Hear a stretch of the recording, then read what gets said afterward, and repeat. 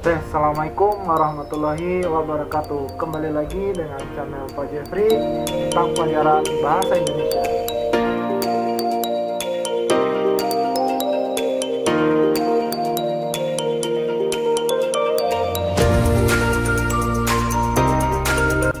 Baik, kita buka dulu dengan mengucapkan basmalah. Bismillahirrahmanirrahim.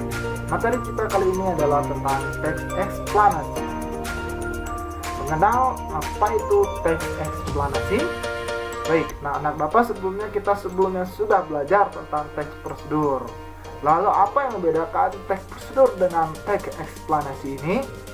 Nah, oke, mari kita perhatikan apa yang disebut dengan teks eksplanasi, bagaimana strukturnya, dan bagaimana kaidah kebahasaan dalam teks eksplanasi. Nah, pertama kita belajar dulu apa yang disebut dengan teks eksplanasi. Teks eksplanasi adalah teks yang merupakan sebab akibat suatu fenomena, baik itu peristiwa alam, ilmu pengetahuan, sosial, budaya, dan lainnya. Teks eksplanasi berisi fakta yang dapat menjawab pertanyaan tentang bagaimana dan mengapa suatu fenomena terjadi.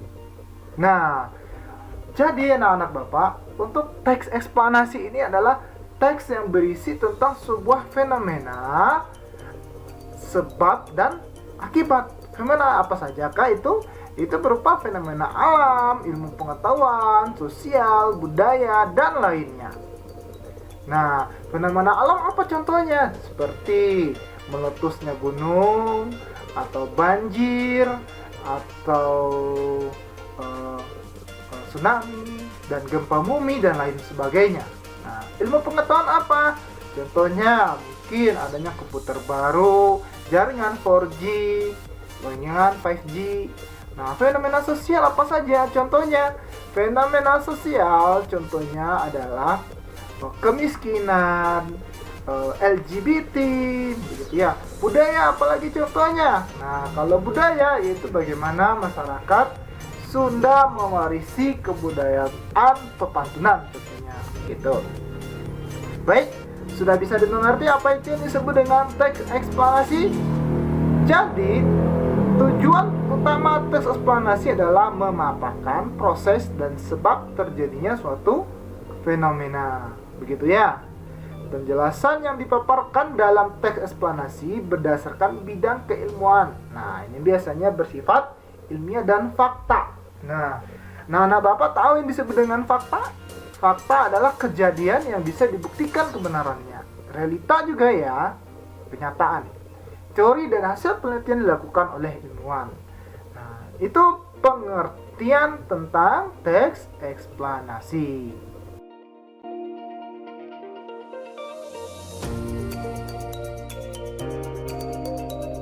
Berikutnya, struktur teks eksplanasi. Nah, untuk mengetahui sebuah teks eksplanasi ini benar atau tidak, kita harus tahu dulu memenuhikah teks ini sebagai teks eksplanasi atau tidak.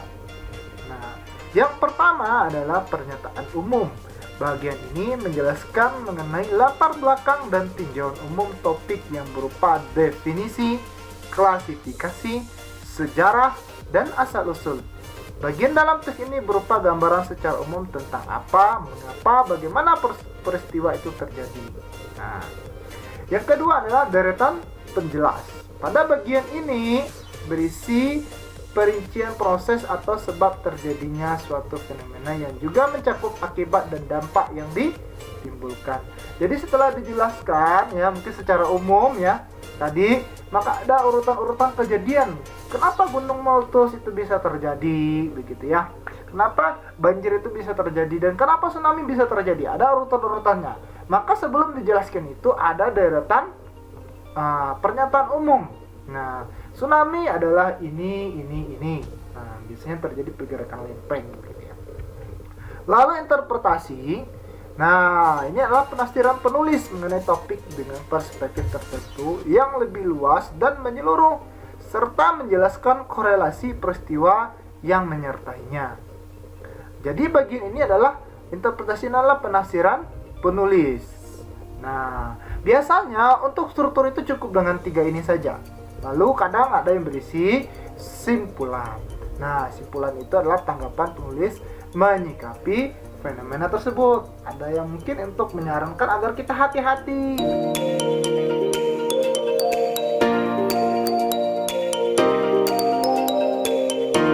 Gitu. Nah, selanjutnya ciri-cirinya atau kaedahnya, gitu ya. Nah, apa yang pertama adalah logis. Nah, setelah logis yang pertama adalah ilmiah, maaf ya. Yang kedua logis dan yang ketiga objektif. Semuanya ini adalah ciri-ciri teks eksplanasi. Fenomena yang dijelaskan dalam teks eksplanasi berdasarkan konteks ilmiah yaitu berupa fakta, realita, teori dan penelitian. Jadi ilmiah, sistematis ya begitu ya. Nah, penjelasan tersebut dapat berupa sejarah, klasifikasi atau definisi. Yang selanjutnya adalah logis. Nah, logis itu apa? Bisa diterima secara akal sehat dan objektif. Nah, objektif berbeda dengan subjektif. Nah, kalau objektif apa? Objektif itu disertai pandangan sesuai dengan kondisinya atau sesuai dengan keadaan yang sebenarnya. Misalkan warna merah itu merah begitu ya. Ya merah saja dikatakan. Contohnya banjir itu berwarna coklat, ya, keruh dan hitam pekat. Nah, lalu kalau subjektif apa? Banjir itu sangat berbahaya dan menimbulkan kekhawatiran terhadap kesehatan dan keselamatan jiwa. Nah, itu kan bersifat subjektif atau mungkin bersifat pandangan secara orang ya, gitu, setiap orang berbeda. Lalu bukan teks eksposisi. Untuk teks eksplanasi ini bukan teks eksposisi apa? Teks eksplanasi tidak bertujuan mempengaruhi pembaca, tetapi memaparkan fakta berdasarkan bidang keilmuan begitu. Sementara teks eksposisi itu biasanya memberikan informasi saja ya kadang ya. Sebenarnya kalau bagiannya iya ya, kalau tanpa ini gitu ya. Nah, tidak bertujuan mempengaruhi pembaca gitu, tapi memberikan fakta saja. Oh, ini loh kenyataannya gempa bumi itu. Oh, inilah kenyataannya gunung meletus. Nah, selanjutnya adalah bukan teks prosedur. Nah, dan itu adalah teks eksplanasi ini bukan memiliki langkah-langkah untuk membuat suatu hal. Kalau kita prosedur itu membuat suatu hal ujung-ujungnya gitu ya, atau melaksanakan prosedur suatu hal begitu anak bapak. Selanjutnya, ini dia ya kaidah kebahasaan teks eksplanasi.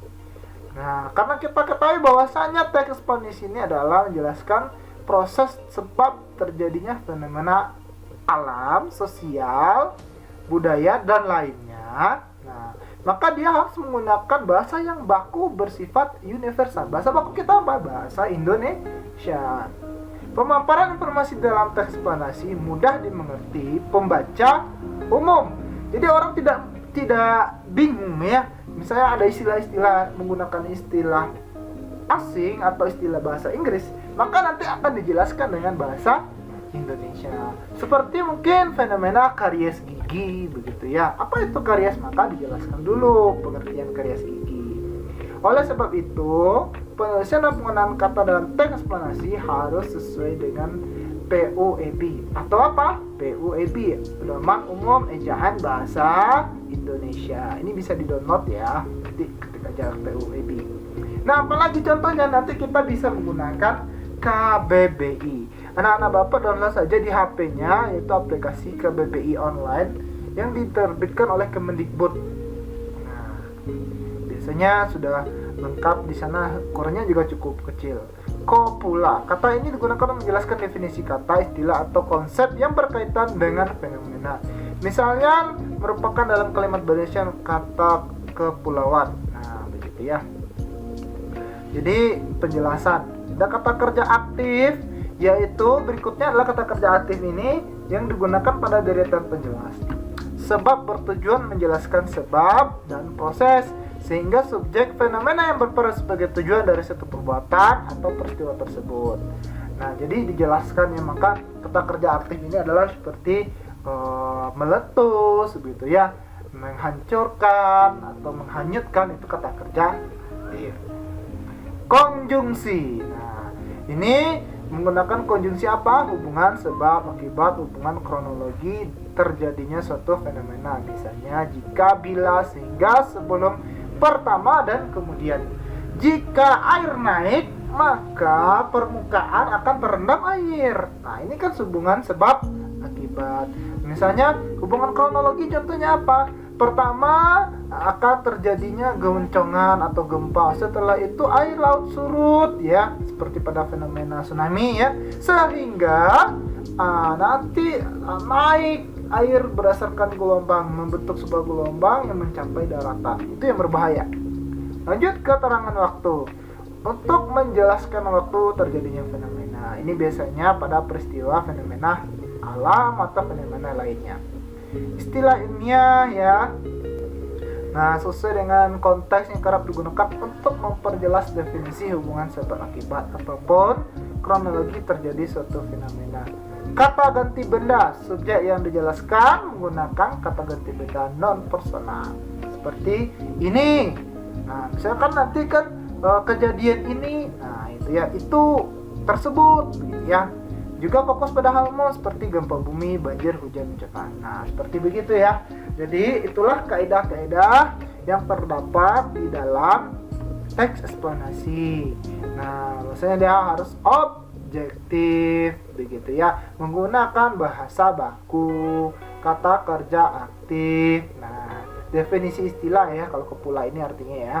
Nah, pengertiannya dulu, tsunami apa, gempa bumi apa, banjir apa, pengamen jalanan itu apa, begitu ya, LGBT itu apa, begitu anak-anak. Lalu menggunakan konjungsi tadi ya, ini konjungsinya ada dua, konjungsi sebab akibat dan hubungan kronologi. Jadi ada dua begitu ya. Lalu hubungan keterangan waktu ada nah ini kaidahnya yang lainnya adalah keterangan waktu. Berarti ada pertama, kedua begitu ya. Tapi bukan prosedur, tapi hanya menjelaskan saja. Nah, sementara kalau untuk teks prosedur nanti anak-anak Bapak diajak untuk melaksanakannya. Ambillah mangkok, masukkan ke dalam tempatnya begitu. Lalu kocok telur. Nah, itu kan teks prosedur, tapi ini beda begitu ya. Istilah ilmiah. Nah, ini istilah ilmiah ini yang ilmiah begitu ya. Dan kata ganti benda. Nah, seperti kata ini, itu, dan tersebut.